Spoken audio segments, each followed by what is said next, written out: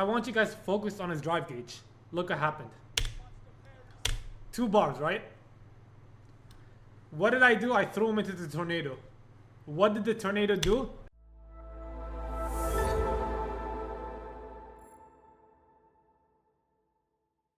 Let me tell you how I actually lost way before the jump in. Let me tell you exactly what happened, exactly how. No, it's not just the grab. It's more than just the grab. There's a lot more that goes into it. I'll break it down for you guys. Let me tell you exactly what happened.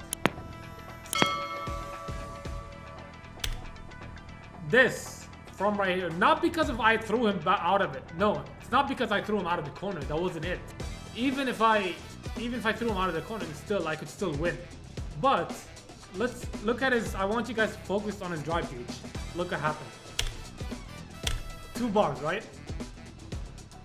What did I do? I threw him into the tornado. What did the tornado do? That's exactly why I lost. I gave him an opportunity to build drive gauge, and I died because of it. So because he built the drive gauge, he can condition me not to walk back a lot because of the threat of the low forward. So I got hit, and he was able to do this combo, right? So if he was under 3 bars, he would not be able to do this combo because he would go into burnout. So he was able to do this combo, and he got another bar, which allowed him to do this. So if he was under 3 bars, he would just do heavy punch, or heavy punch medium spiral arrow, or heavy punch light into spiral arrow, which would not put me in a position where I could die. And that put me in a position where, yeah. So it's not just a grab, it's more than just a grab. It's because I gave him the opportunity to build meter. Now if he had 2 bars only, I have the advantage. Meaning anything on block is going to be a win for me because I'm going to be draining his drive gauge. But I gave him the meter, and that meter made him play more comfortable, made him go on the offense again. And that's what costed me. It's not just the grab. It's not just forward throw instead of back throw.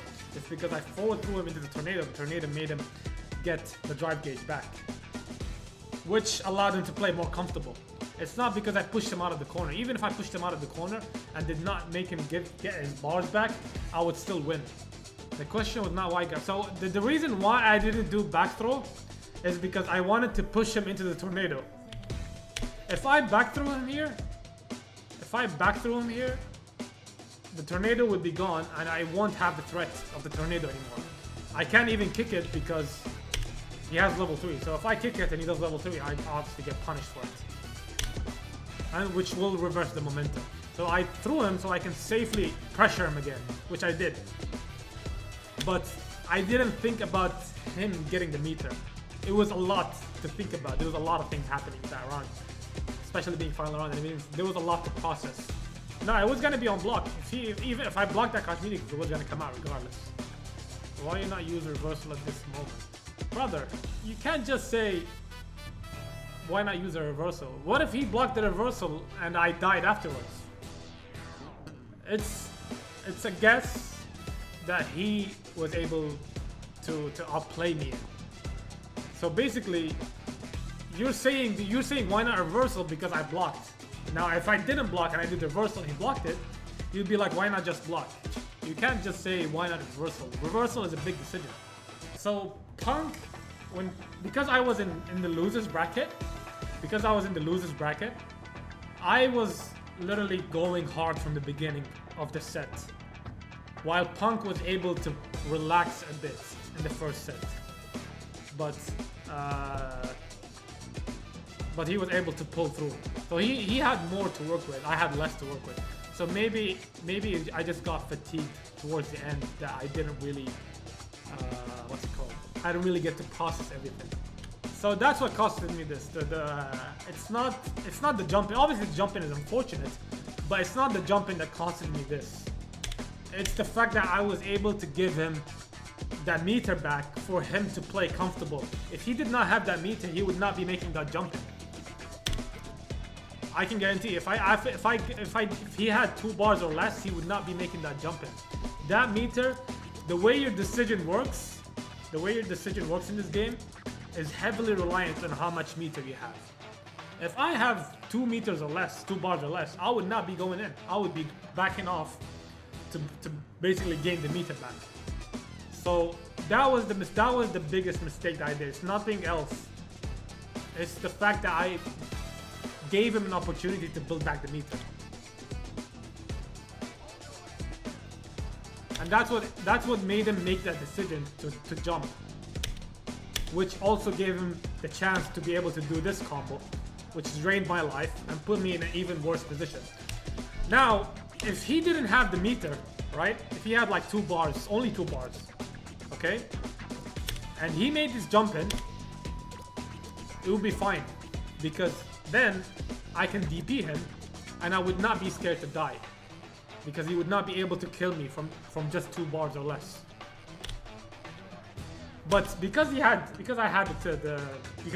full bars, DPing here would be a bit risky because if he does the whole combo, even if he doesn't put himself into burnout, it would leave me at 20% or like 10%, and I have no level 2 here. The other mistake that I did was this: I activated too early. I should have kept the threat of the level 2. But I activated too early. Activating from this position is not a good activation. It's not a good activation. Because basically, if I walk with a tornado, it won't reach the corner. So I'm less threatening. See how much space he has in the corner? That was also a bad activation on my part. Either both for 2 reasons. For what's it called? For the space, it was not a good space, and also it was too early as well. Look at his health. It was a bit too early, and I had only 2 bars. If I had 3 bars, then it would not be a bad activation. But I had 2 bars only. You think back throw instead of the forward throw would have been good there? Yes, because like I just said, if I back throw him here, I would keep the corner. But most importantly, it's not just the corner. Most importantly, I would not give him the opportunity to build back the meter. I would not give him the opportunity to build back the meter. But by forward throwing him, I pushed him out of the corner, but most importantly, I gave him the opportunity to build back the meter. Look how much he has now. He went from having 2 bars to having 3 bars and a half. And we know when your bars are green, that means you can't afford to low forward drive rush. But when your bars are orange, you're very limited in how you approach your opponent. And that was the mistake. It's not as simple as back throw instead of forward throw. It's the fact that I gave him the opportunity to build back the meter, which influenced his decision making. But yeah, I just wanted to talk about this. Because when I watched it back, I totally forgot the fact that I gave him the chance to build back the meter. But yeah, it was a lot to process. It was just a lot to process. Yes, if I back throw him, I would have not given him the opportunity to build back the meter. Yeah, I think so many games got to me. That's pretty much it. Starting to lose is very, very tiring.